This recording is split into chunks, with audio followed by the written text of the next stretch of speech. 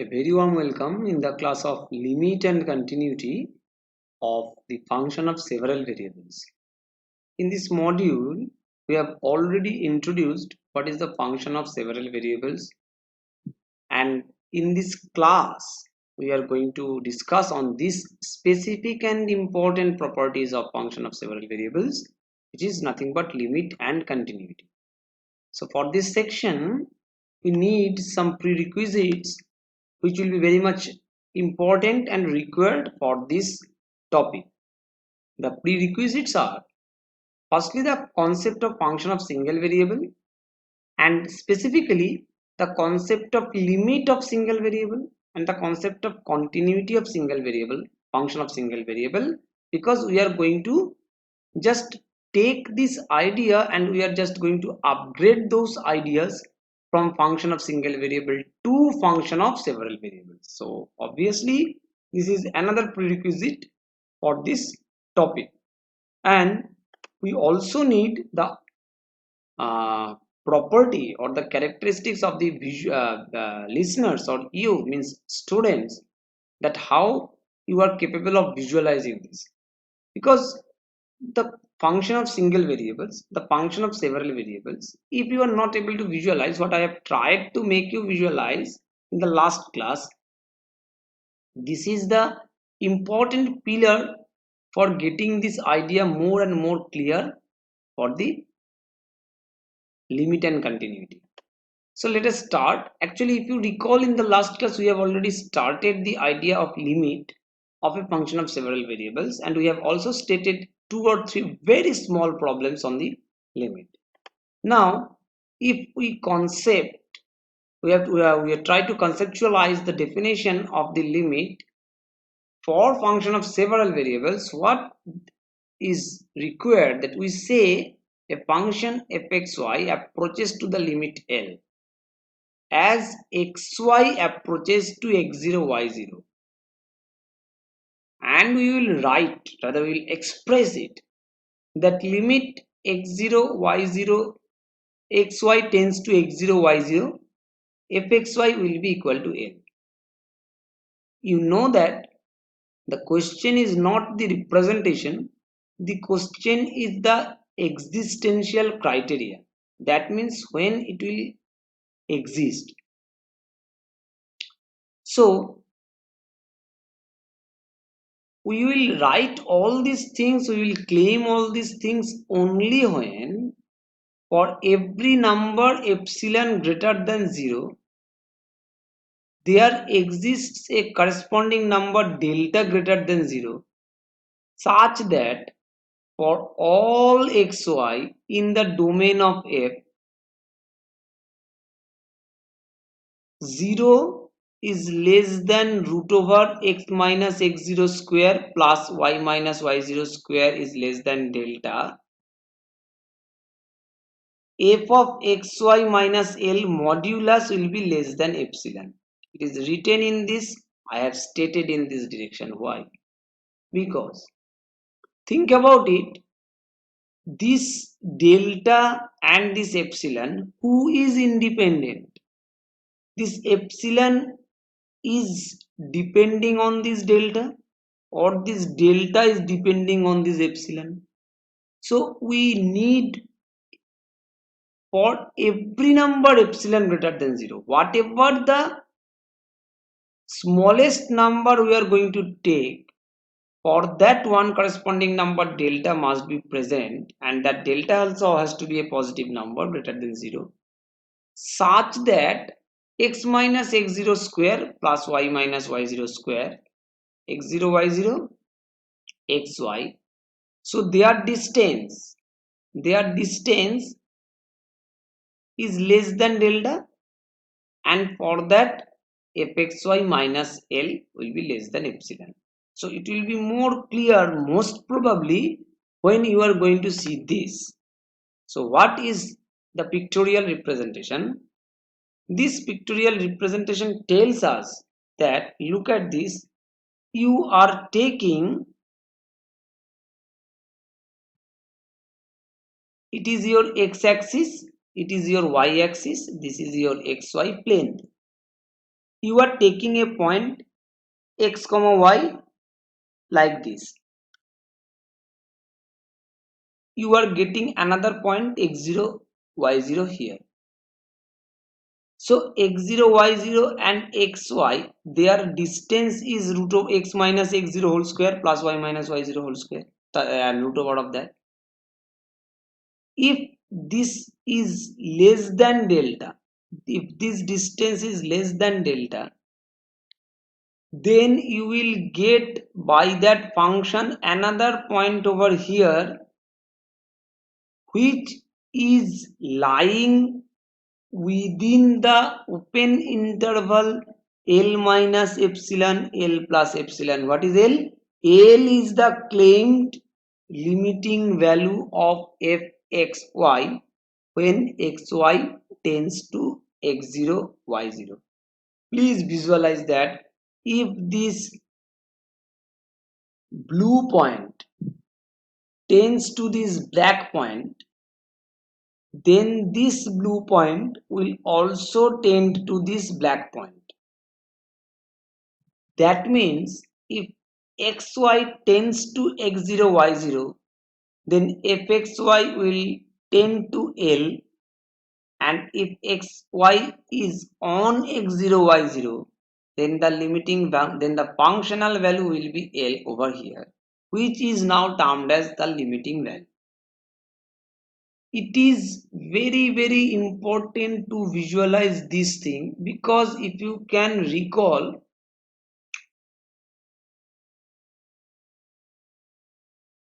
this is your real number line in the concept of function of single variable, and suppose this is your point A. So when you are approaching to A, it is only possible for you to approach A either from left hand side or from right hand side. But here it is a surface. So if you want to approach this point from this, then you can take any point over here within this particular circular disc.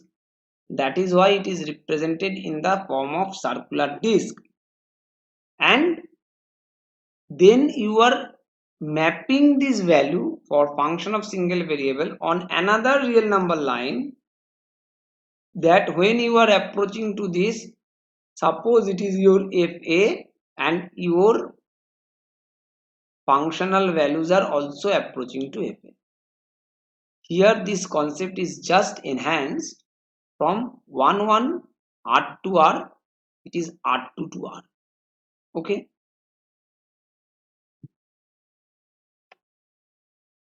So proceeding further, what we get, what already I have discussed, that for the function of single variable, it can be shown that limit x comma y tends to x0 y0, x is equal to x0, y is equal to y0, k is equal to k.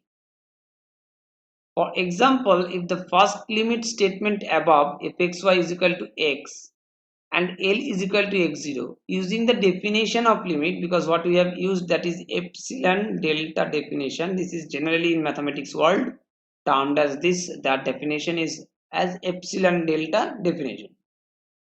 So using this definition of limit, we suppose that epsilon is greater than 0 is chosen. If we let delta equal to this epsilon, we see that 0 is less than root over x minus x0 square plus y minus y0 square is less than delta, where we have taken here delta is equal to epsilon.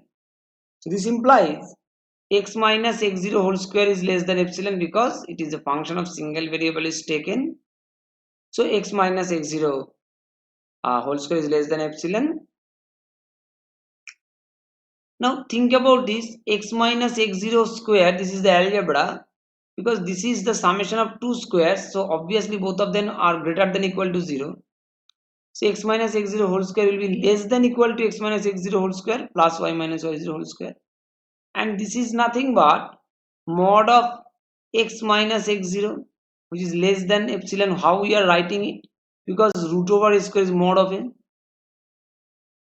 Now x minus x0 can be written as, in place of x we can write f of xy, and x0 is kept as x0 and x is equal to fxy, from where we get it here.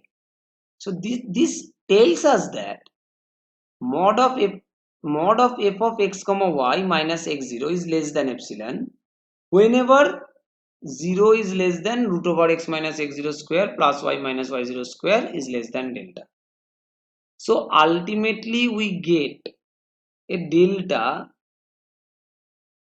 which satisfies the requirement of the definition that limit x comma y tends to x0 comma y0 fxy, where fxy is equal to x is equal to x0. Now there are some informations, though they are expressed as theorems, but we treat this as informations because we are going to use these informations for our various problems, and where the informations are nothing but first one is the sum rule.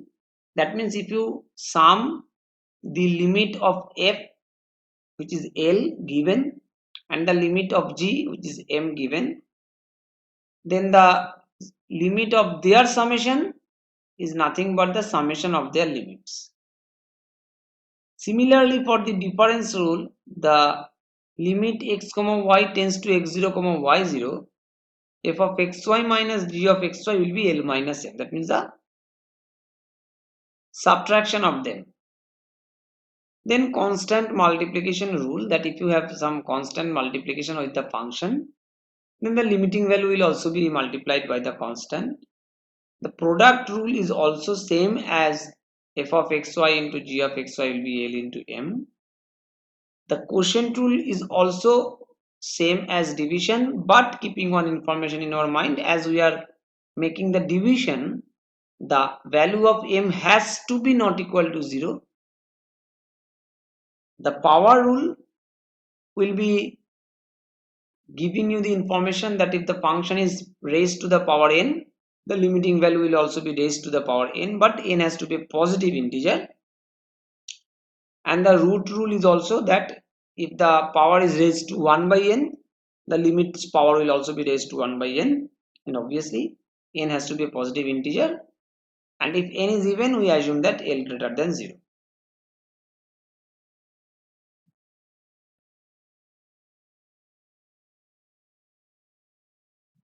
Now the simplest example.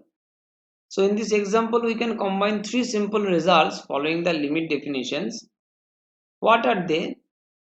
They are given in the last slide, where all the informations are given as the statement of theorems. So if we are able to do this, but unknowingly we are also applying those rules. Look at this, x comma y tends to 0 comma 1. So what we are putting the values of 0 and 1 over here, and we are getting the value as minus 3.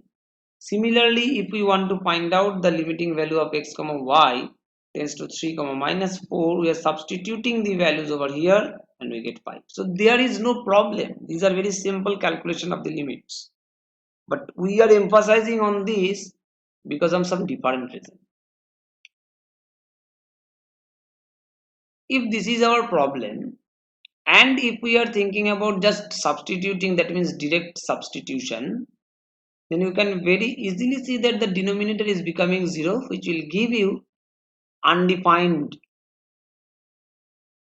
But in the upper part, if you also put 0 0, you are getting 0, and you are getting 0 by 0 form. Now it will become indeterminate form.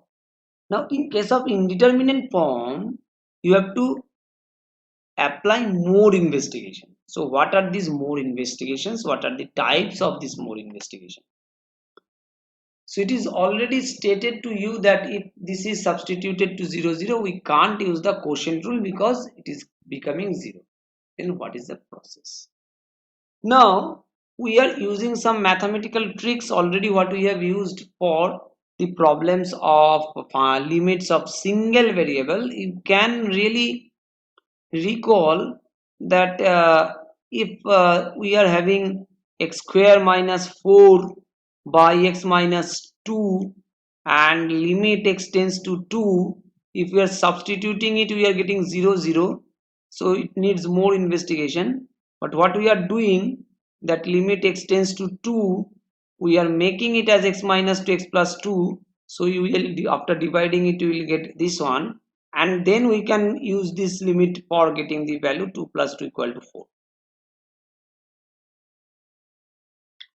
So this is one trick, what the adjustment we can use. Similarly, we are using here that this fraction root over x minus root over x minus root over y, we are multiplying it by root over x plus root over y, both numerator and denominator, and we are getting in the lower part as x minus y, and in the upper part we can take x common and we will get x minus y, and this x minus y and x minus y is cancelled out.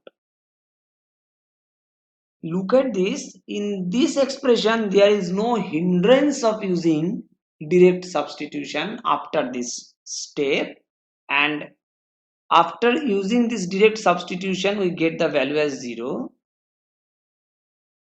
because now we can claim that this is the limit in this approach. But one information I want to share, how we are cancelling this x minus y, because we are able to cancel the path y is equal to x along which x minus y is equal to 0 is not in the domain of the function. This, if it is in the domain of the function, this one, then we can't cancel it.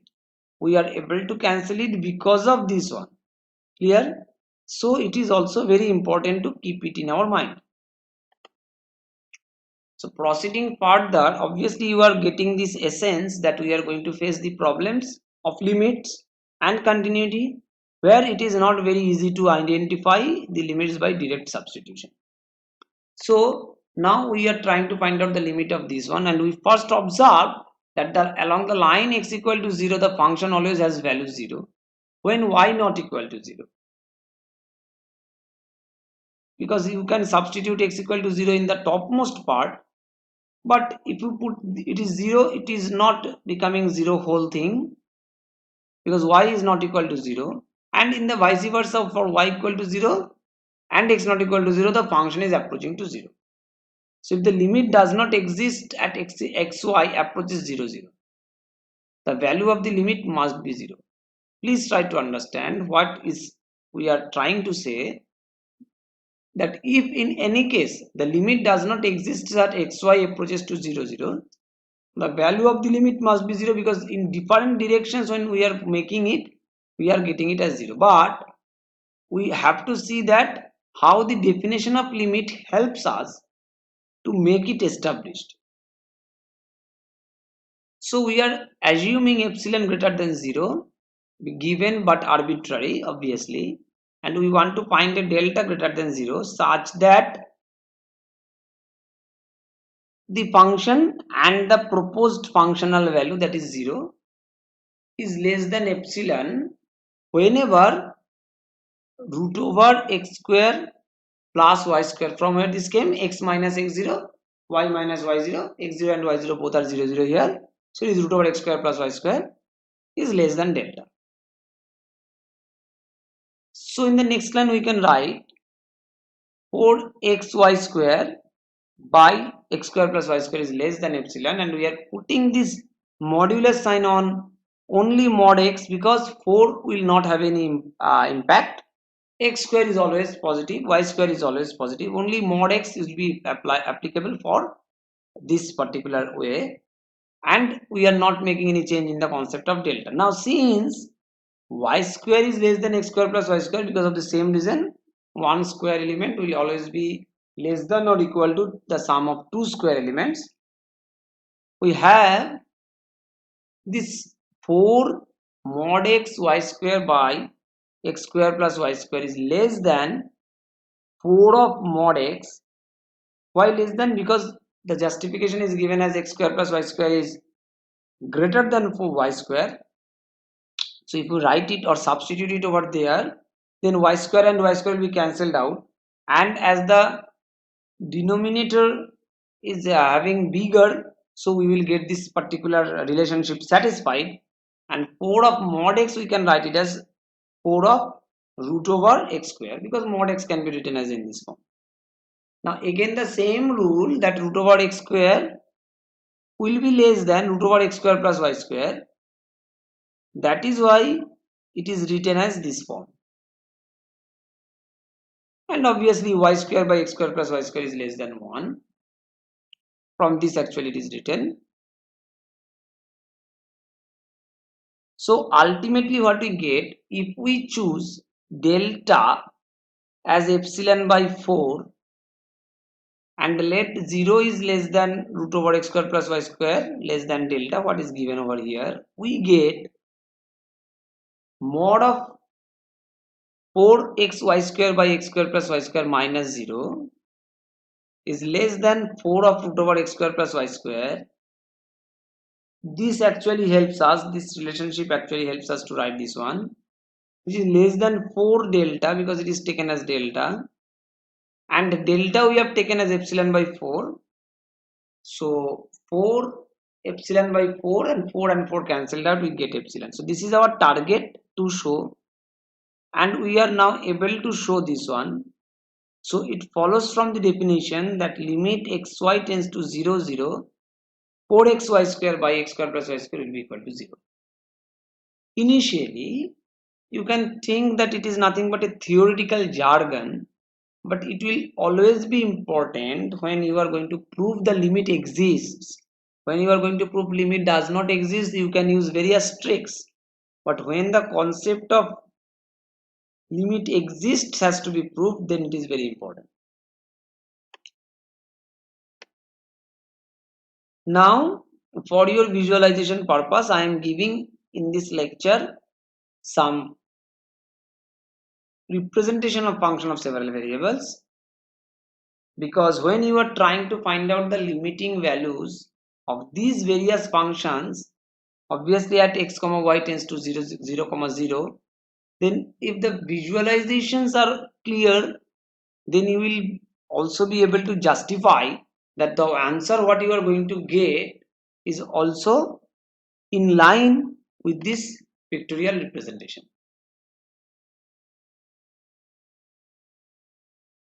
Now we are entering into the concept of continuity, and you know that the concept of continuity in the context of function of single variable, that at a particular point, if you are approaching here, if you are approaching here, what the point you are getting, it is also the same thing like this. And there are various examples that at a particular point there is discontinuity, at a particular point there are jumps, at a particular point there is a jump, and then again it is started from this. All these things are known to you, just I have given you the clues for function of single variables, so that if anyone needs to revisit these parts, you please do this. Now in the concept of function of several variables, a function fxy is continuous at a particular point x0 y0. Here the totally thing is changed because you are taking x0 y0 from xy plane, and then you are going to analyze its limits and the continuity of this particular function, that what is stated as a surface. Obviously we have given you the examples. So the requirements are, f is defined as x0 y0, limit of xy tends to x0 y0, fxy has to exist. All these things are known, just you just remove y and you will get everything will be same as a single variable. And limit, if xy tends to x0 y0, if xy has to be the same with the functional value f of x0 y0. And if function is continuous, if it is continuous at every point of its domain, it is the continuity of a point. But when we are trying to claim the function is continuous function, that means it has function continuous at each and every point of its domain, then we can claim that it is a continuous function. Okay, now proceeding further, what we get, we have to give some examples where we have to show that 2xy by x square plus y square is continuous at every point except the origin. Now there is a figure associated with that, we are also going to give you the figure, but here you will see the approach what we have discussed in the last class, that when we are having the problems in this manner, we are actually taking y is equal to mx for verification. It is not always true that all time you will get the benefit for this particular approach, but it is actually very much beneficial. Before elaborating the discussion, I want to give you these representations that the graph of fxy to xy by x square plus y square is something like that, and what you see, if you substitute y is equal to mx over here, it's a very simple calculation. Ultimately you will get 2m by 1 plus m square, because x squares will be cancelled out, taken common and cancelled out.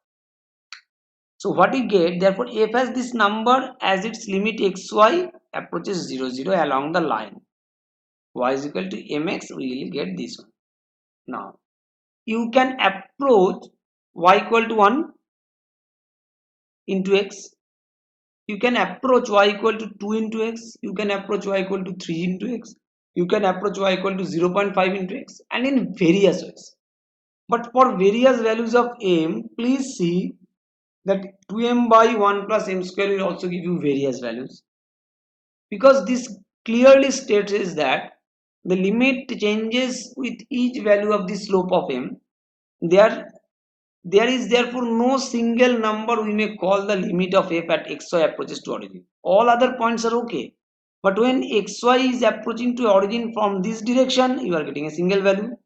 From this direction, you are getting different value. This direction, you are getting different value. How is it possible to claim that there is a limit? It is not possible.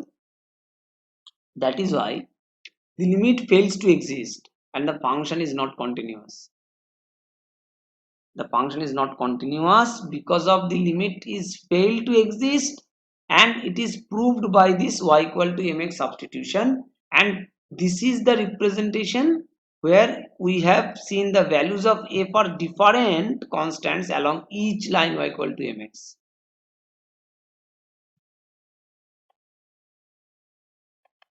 Now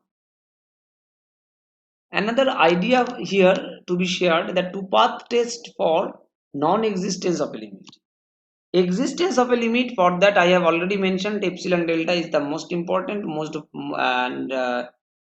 maximum efficient way to prove it. But for the non-existence of a limit, we can use this idea. If a function fxy has different limits along two different paths in the domain of f as xy approaches to x0 y0, then fxy does not exist. This concept actually helps us to approach the problems by applying y equal to mx. Similarly, what you see for this particular problem where the pictorial representation is also there, look at this.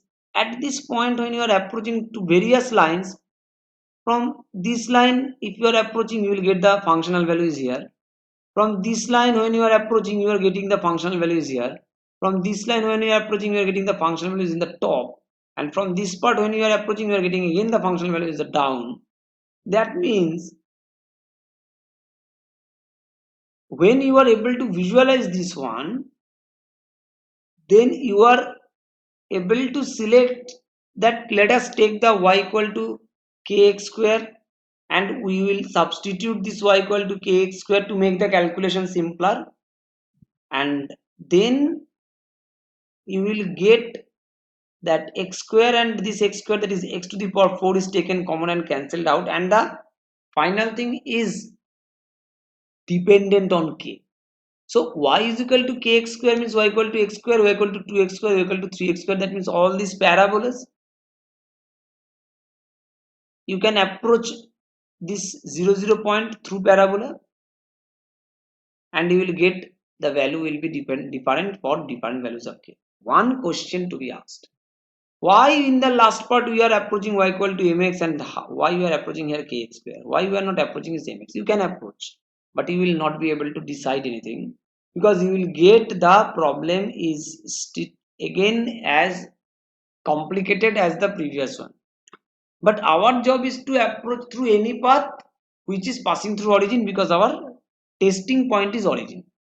That is why this structure gives us the clue that if we take y is equal to kx square or mx square, then x square will be cancelled out from both the parts. And what is the problem for the limiting value calculation? That will be removed.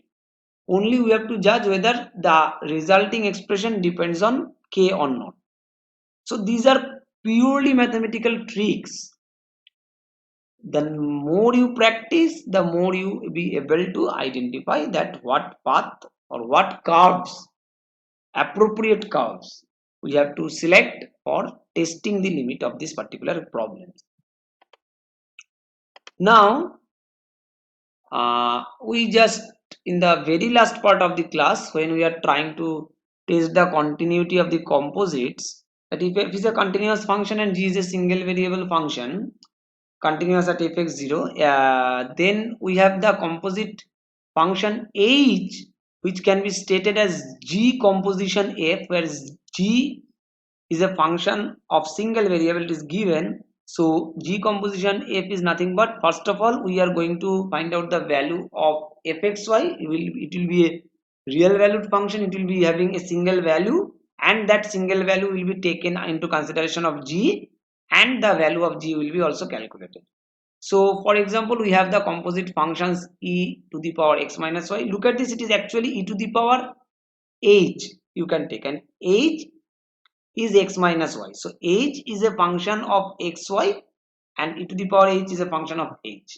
So in this way you can just approach these particular problems. And finally we are now in the last thing, what we are actually providing you as the assignment. So it is your job to assign to find out the solution of these problems given, and we have also discussed what are the approaches you can follow. So please do the problems. Not only this, you please go to the textbooks, Thomas Calculus or anything. You will get various problems and you will please solve this one. So finally I want to show this reference to all of you, and thank you all for your kind patience. Happy listening, happy learning.